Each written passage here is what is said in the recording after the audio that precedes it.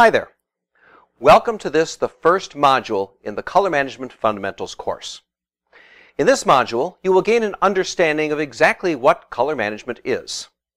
Now, first of all, color management is a process. It's not a task. It's not, I calibrate my monitor, or you calibrate your monitor, you build a profile, or calibrate an output device. It's a number of tasks all linked together to form a complete process, something that we often call a workflow. It's making sure that the image that comes from your camera looks accurate on your monitor, that what you see on your monitor is what I see on my monitor. What we see on our monitors either matches what comes out of our output device, or what comes out of the output device matches another output device, or simulates the output from another device. The process of color management is meant to ensure color fidelity between these devices, to make sure that the color matches as closely as possible across all of these devices. A problem is that color management is limited by the devices. All of these devices can't give you the same color. Your monitor might be different than my monitor, maybe different manufacturers or different technology. Our output devices are different. Maybe we have different media on the same type of output device, or I may have a toner output device and you have an aqueous inkjet printer. Someone else has a UV inkjet printer with different colorants, or perhaps a printing press using traditional inks. All the colorants are different, all the technologies are different, and all the capabilities are different. Well, color management understands this, and it takes into consideration the limitations of each of these different technologies. I'm going to borrow a concept from Steve Upton from Chromics. He came up with a kind of a simplified explanation of what color management is. The idea is that color management is like making toast. Well, how on earth is it like making toast? Well, imagine you and I each have toasters. Our toasters have knobs on them that we can set from 1 to 10. You toast 10 slices of bread, and I toast 10 slices of bread, one slice at each of the available settings. Now, our toasters might be completely different brands, or maybe even the same brand, maybe one right after the other off the assembly line, but they're probably not going to give us exactly the same toast. If we look at this example and we line up the toast, your toast and my toast, well, they don't match. If we compare the toast that we each produced with our toasters using a setting of 3, the slice of toast doesn't look the same or have the same density. The toast is different. Well, what we can do is we can slide the sets of toast back and forth until we line them up so that we can see that the densities across from each other now match. We now know the limitation, or the common toast density, if you will, that we can get between our two toasters. One toaster toasts a little lighter, one toasts a little darker, but we now know that we can get from each other's toaster. We also know that if my toaster uses a setting of 3, that your toaster needs to be set at 5 in order to match the toast density. Now, we could measure all of the toast from one toaster and store those density values as a file. We could then do the same with the other toaster and could then automate the toast matching process. Maybe we set up some kind of a mechanism that when I use setting 3 on my toaster, your toaster automatically goes to a setting of 5, and now what I ordered from you and what you delivered to me is what I expect to see, and now I'm happy. This all works well until one of us changes to whole wheat bread, which is no different than when we change the media on our output device. Now we're not going to get the same output. We're not going to get the same density or color. There will be an impact because of the media change, or if we change ink, or change any one of a number of variables. Then we need to remeasure and rebuild that file we created in order to continue the process and regain our output accuracy. That, in a simplified form, is what color management is all about. In toast color management, we really only care about density. In the world of the graphic arts, color management also takes into consideration the color and the saturation for all of the colors that we are trying to reproduce. But in a nutshell, that's what color management is. Color management is like making toast. This completes this module.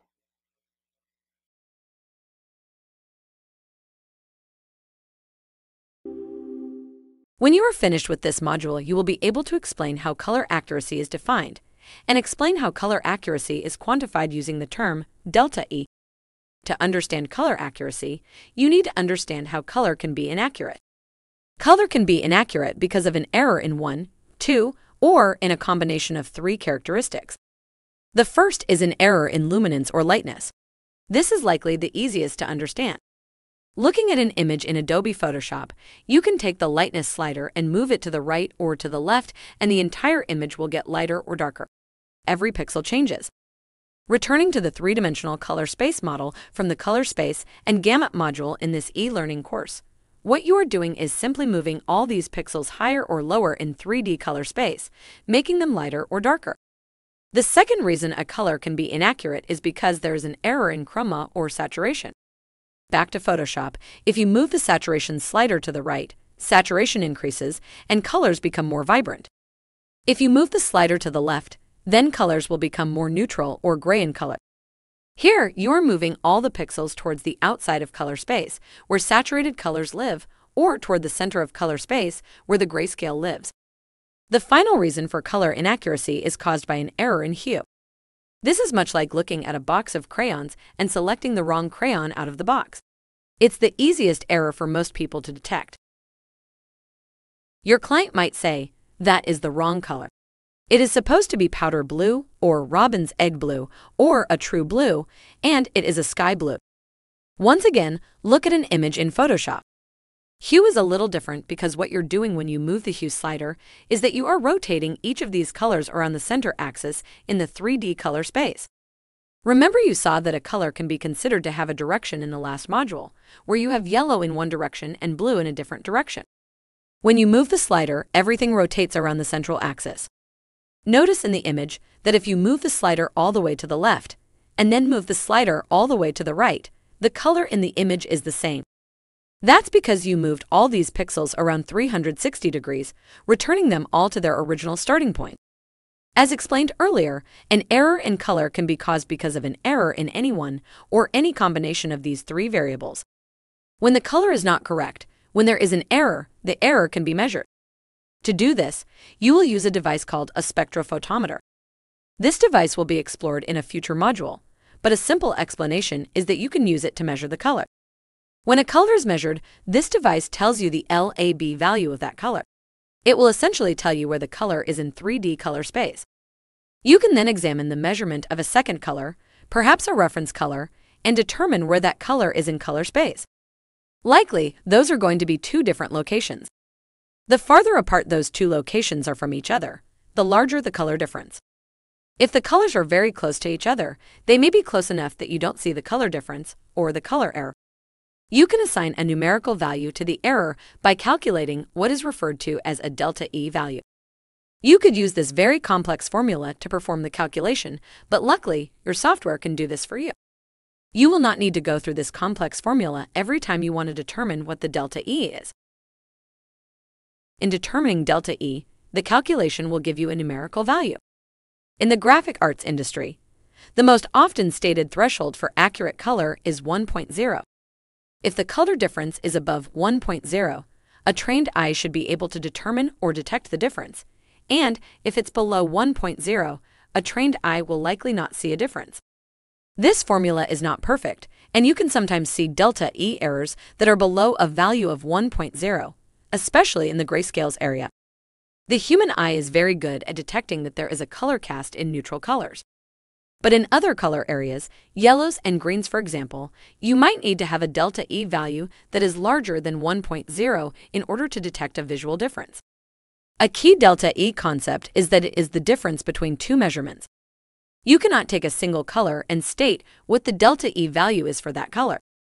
The delta E value of a color can only be determined when it is compared to another color. In the graphic arts world, average and peak delta E values are often calculated. A sampling of colors can be measured, and you can then calculate, on average, how accurately the colors from one output device compare to those colors reproduced on a different output device, or on a different media on the same output device. You can also determine the peak delta E, meaning which color is the most inaccurate, and by how much. In the Standards, Specifications, and Methods module in this e-learning course, you will explore industry specifications such as Grackle and Fogru 51. The industry has specified delta E tolerances for several measurements in each of these specifications. You simply need to measure the colors that are specified, calculate either the average or the peak differences, and the calculated results will tell you if you are within compliance and have acceptable color. You now understand the basic concept of color space, color error, and delta E. This completes the instruction portion of this module.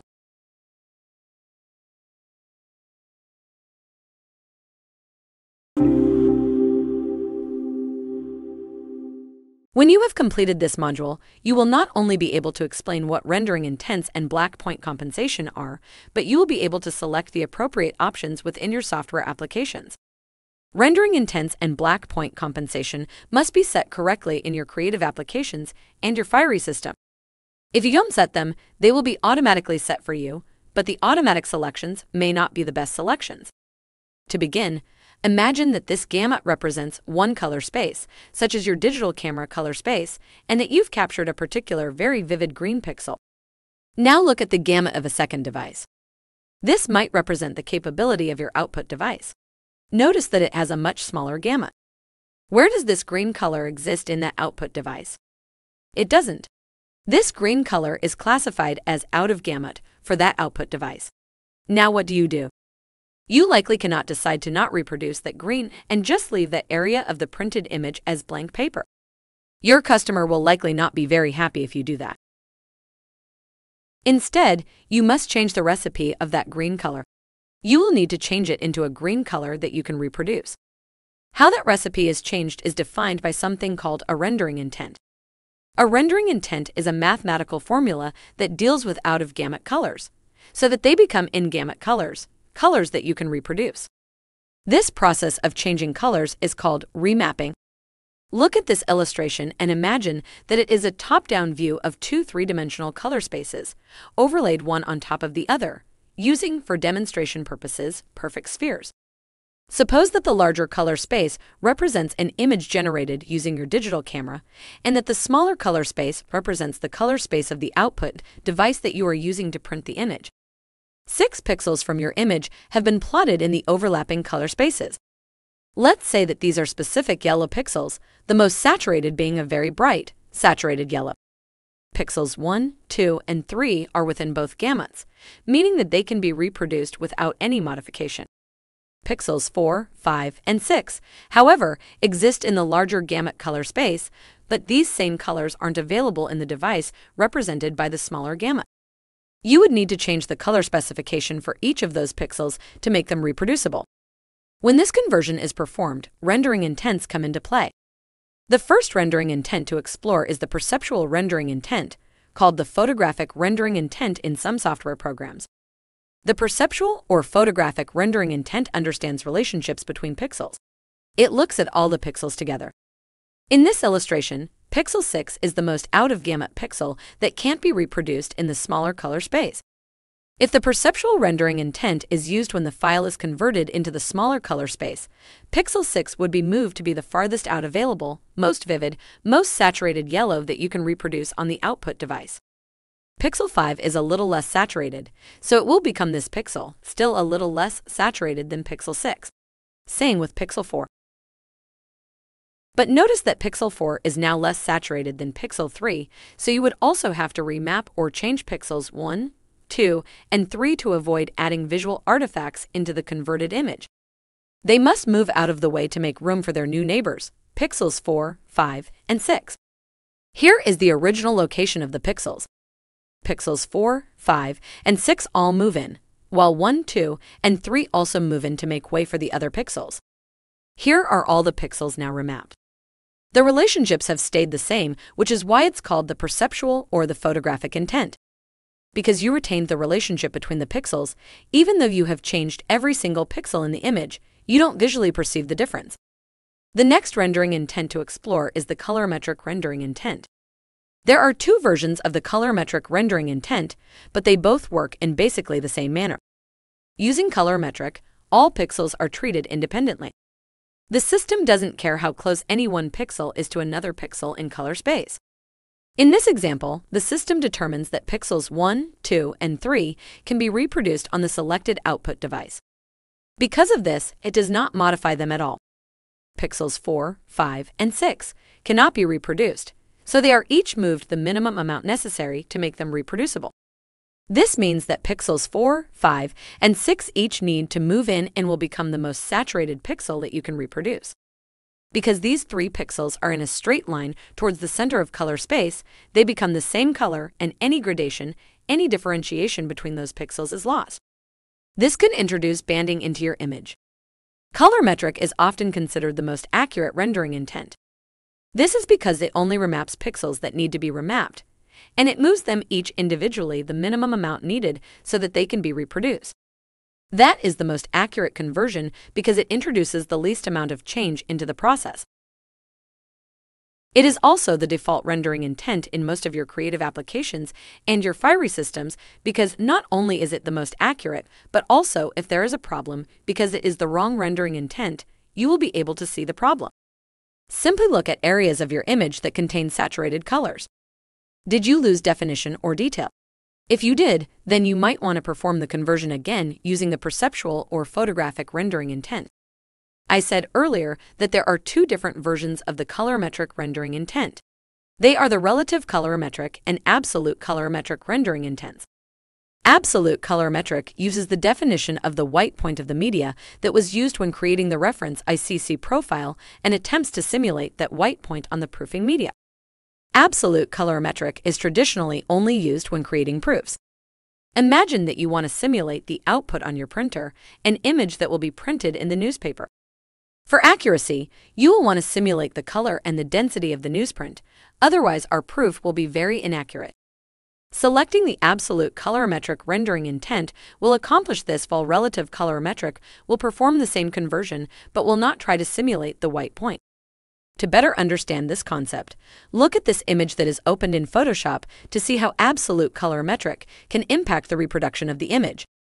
With newsprint selected for the simulation, you can switch from absolute colorimetric to relative colorimetric.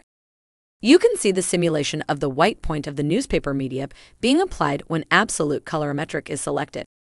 This is primarily how absolute colorimetric is used. It is used when you want to simulate the impact of printing an image on a media that has a white point that is darker than the white point of the media that you are currently printing on. A good way to remember the difference between the colorimetric rendering intents is that if you must get absolutely perfect color within the capabilities of the output device, you will absolutely want to simulate the correct white point and will want to use the absolute colorimetric rendering intent. Instead, if you are looking to generate printed output that gives you a relatively close match, select relative colorimetric. The final rendering intent is saturation, a rendering intent that is easy to understand. Returning to the diagram, if you were to use the saturation rendering intent, pixels 4, 5, and 6 move the minimum amount needed to make them reproducible, while pixels 1, 2, and 3 will move towards the outside of color space. Remember that the farther you move toward the outside of color space, the more saturated colors become. Applying the saturation rendering intent will make all pixels reproducible while adding a little saturation into the image. The saturation rendering intent is rarely used in the graphic arts industry. It was originally named the business graphic rendering intent because it was intended for use with charts and graphics where you are only looking for bright, saturated colors. Now, turn your attention to black point compensation, a setting that must also be configured in your software. The choice for black point compensation is a little easier because your choices are either yes or no. Black point compensation is either on or off. In most creative applications, it is turned on by default, while in RIPs, like your Fiery system, it is normally off. What black point compensation does is compensate for the different contrast or tonal range capabilities of your output devices. Some devices have a much larger range and can print much darker than other devices, or when printing on a different media. If you turn black point compensation on, it will take advantage of or help to correct for this difference. For example, if you have prepared an image for reproduction on an inkjet printer with a large tonal range and then convert the image for printing in a newspaper, with black point compensation turned on, the tonal range will be compressed with no real loss of detail. The darkest area in the inkjet prepared image will become the darkest area in the newspaper, and you will essentially retain much of the original total range. If you were to turn black point compensation off, you might see a loss of detail in the shadow areas of your image and might also introduce banding by collapsing the tones in the shadow areas. If you were to go in the other direction and take an image that was prepared for printing in the newspaper and printed it on an inkjet printer, which likely has a greater dynamic range, with black point compensation turned off, the darkest pixel is in your newsprint image will be reproduced at that same density on your inkjet printer. If you look at the inkjet print, you may think that it does not look very good. It is, however, showing you what the image would look like when it is printed in the newspaper and would be a fairly accurate proof. If you turn black point compensation on, it will tend to expand the tonal range of the original image and take advantage of the fact that you have more tonal range available on your inkjet printer and could provide you with a more visually appealing print, especially when used for display purposes. One area where you might find the use of black point compensation to be especially useful is in production printing. Look at this image in Photoshop and watch as I toggle black point compensation on and off. You'll notice that when black point compensation is on, there is much improved shadow detail in the camera bellows as well as in other dark areas. In production printing, turning black point compensation on might be useful to help retain shadow detail. You would likely never use black point compensation in a proofing workflow because the systems that generate the final printing plates, films, or even on a direct-to-press system often do not have black point compensation as a capability. Therefore, if you had black point compensation turned on when you made proofs, you would likely have more shadow detail than might be able to be held on press. It's important that you understand the concepts of the perceptual, colorimetric, and saturation rendering intents, along with black point compensation. If you ask someone how they have these settings configured in Photoshop and they respond that they don't know, they will likely have relative colorimetric selected for the rendering intent and will have black point compensation enabled. The reason is that these are the default settings in Adobe and many other applications. They may not, however, be the ideal settings for you to use. By understanding how these options function and their impact on your color conversions, you can select the correct configuration that will help ensure that you produce work with the results that you expect. This completes the instruction portion of this module.